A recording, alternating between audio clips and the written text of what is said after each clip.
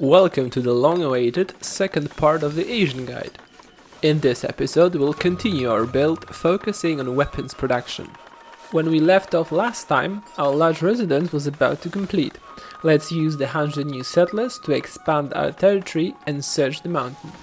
It is crucial we find the most efficient mines possible and get the most out of our food supplies. Now it's time to resume the previously paused iron smelter and look for the place for the weaponsmith.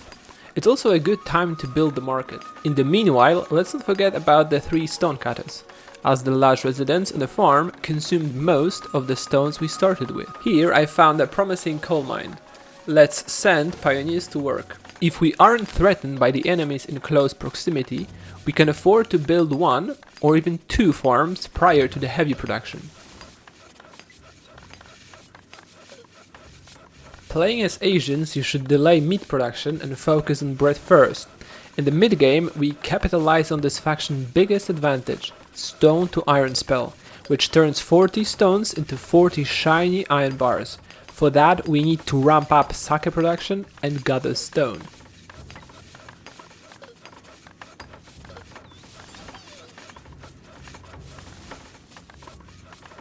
It's time to level the ground for second distillery and another small temple. We will build those right after the weaponsmith. Now we place 2 coal mines, and here's a piece of good advice. If you see they're far away from the rest of your settlement, reduce the builders to 3 or even 2, so they don't walk away in case all the materials arrive a bit too late. Here is a promising iron mine that is also close to my other heavy production buildings. If you aren't sure how efficient the mine will be, you can hold food delivery to it, and see how good it is after the first 10 attempts, which the miners make even without food.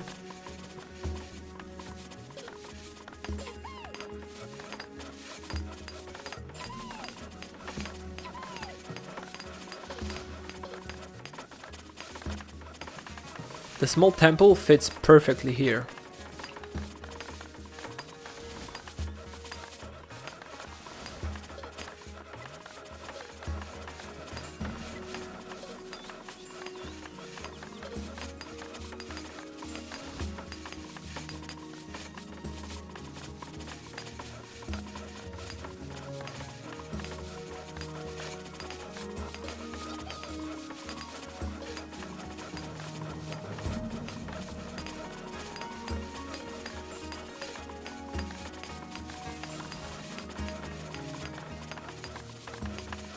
It's time to build our first distillery and a small temple. Our roaming woodcutter has cleared the area around his hut, so let's move his working zone here to make space for a large temple. Our stonecutters have been cutting more stones than we are using to build, so that's the right time to start gathering it on the market. If you notice any other building overflowing with resources, such as mines or sawmills, send those goods on the market to keep the production going. Now I'm adding a 5th, and for now last, stonecutter. I'm starting to build this iron mine with the hopes that it will deliver, but keep in mind that the geologist's signs aren't all too accurate, so always monitor the mine shortly after it's finished. Here I found a good 3rd coal vein. Let's place the mine. Now I'm leveling the ground for a second weaponsmith and a toolsmith, but I won't build them just yet. In case our iron mine turned to be a dud, we have a backup.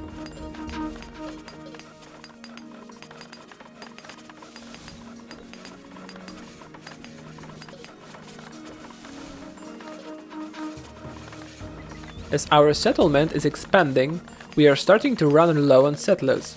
It's a good time to turn some of the pioneers back into carriers.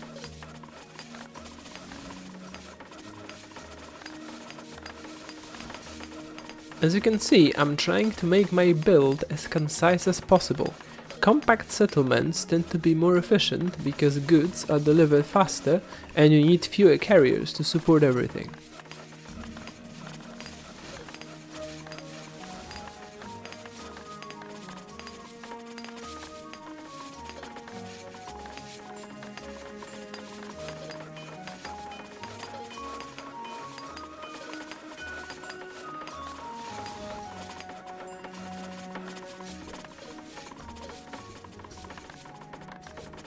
As I hoped, the large temple fits perfectly. We'll construct it later though.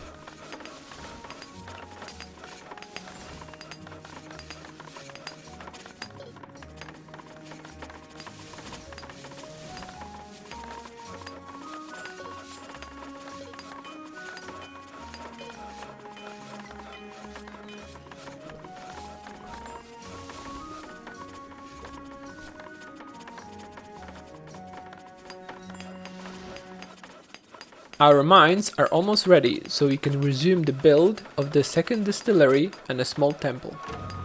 Let's search for a suitable barracks location, ideally somewhere close to weapons production and the market.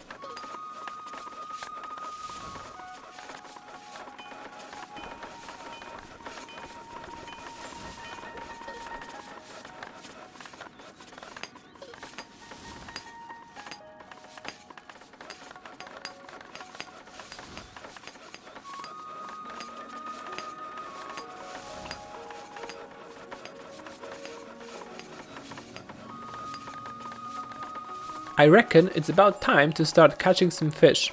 If you have access to a good shoreline, go ahead and build 2 fishermen.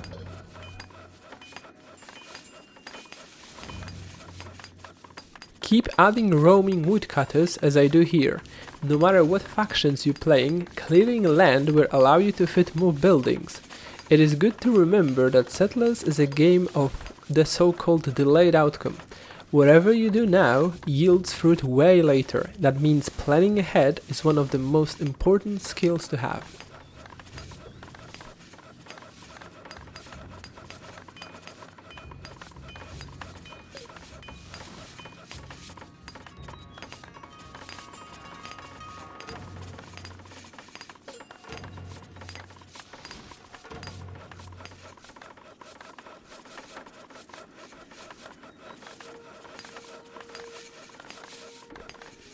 And now off we go with the second farm.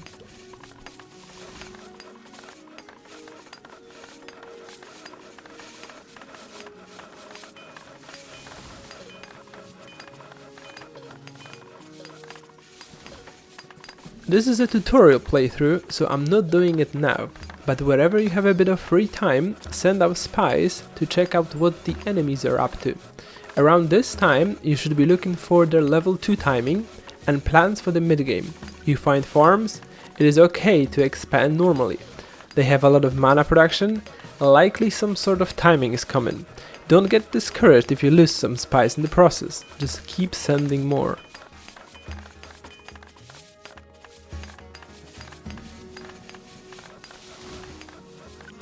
Third roaming woodcutter has finished clearing out trees, so we can get rid of him and place a third weaponsmith.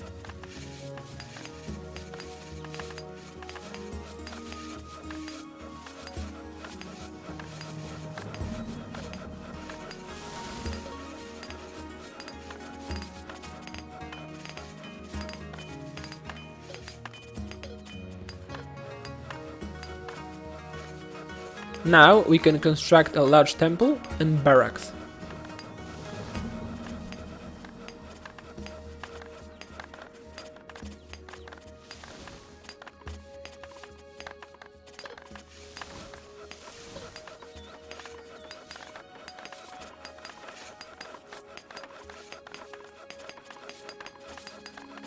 As predicted, the weaponsmith fits perfectly.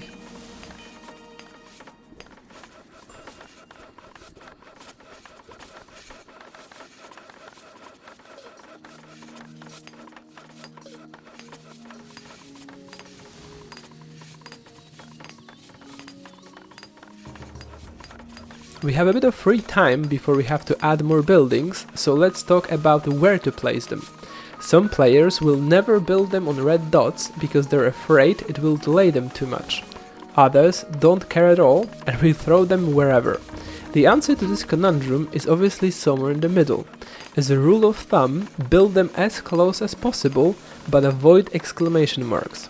With Asian specifically, you can afford tighter development in the early game because you won't have enough planks to build quickly anyway.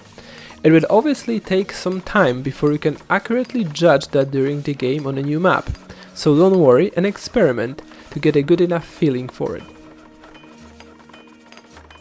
And now it's time to add 2 more weaponsmiths. What weapons you make is entirely up to you, just know what each choice means. Archers are the go-to play and mean you go for a standard game and probably won't threaten anyone early on. Spears signal level 3 push, which aims to eliminate someone at around 45th minute mark. Swords, on the other hand, are the best when armies are small and will punish anyone who forgets to recruit or leaves a tower unprotected. Soon enough, our farm will start harvesting wheat, so let's find a place for waterworks, a windmill, and 1 or 2 bakeries.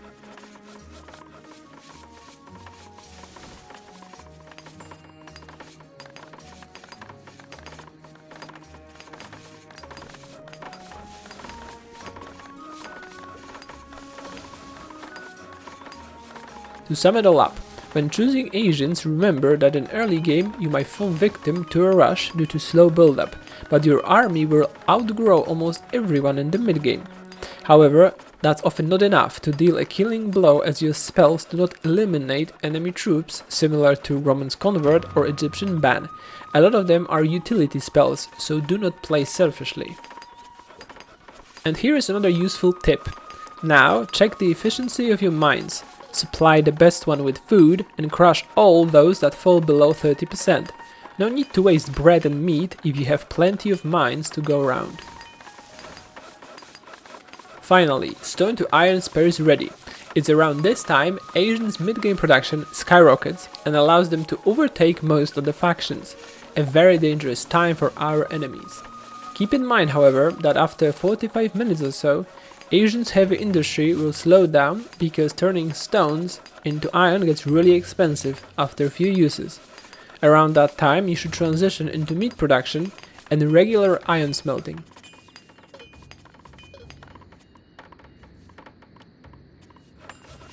We are running out of settlers. Let's place 1 medium house and search for a place for another large residence.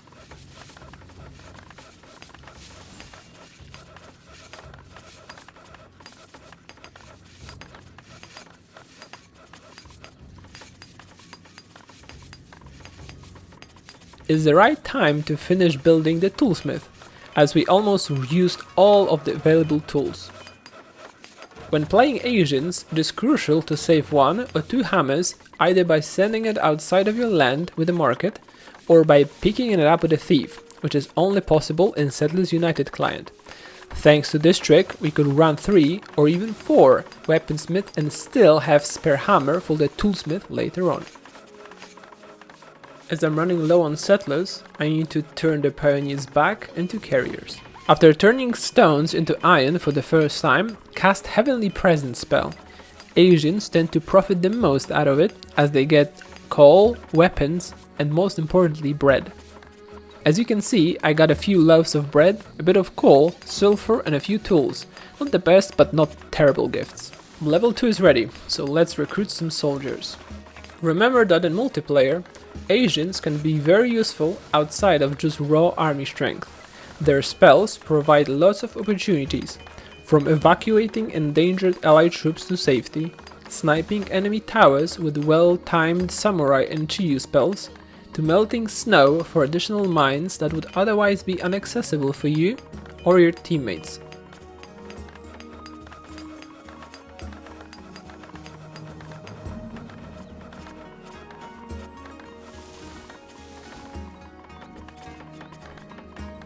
It's time to retrieve the hammer from the thief. Just remember, don't lose it.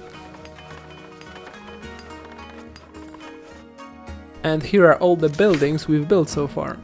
2 farms, iron smelter, 3 weaponsmiths, barracks, 3 coal mines, an iron mine, 2 fishes, 2 distilleries, 2 small temples, a large temple, a toolsmith, waterworks, windmill, 2 bakeries, and a medium house. That's it for this video, see you next one, bye!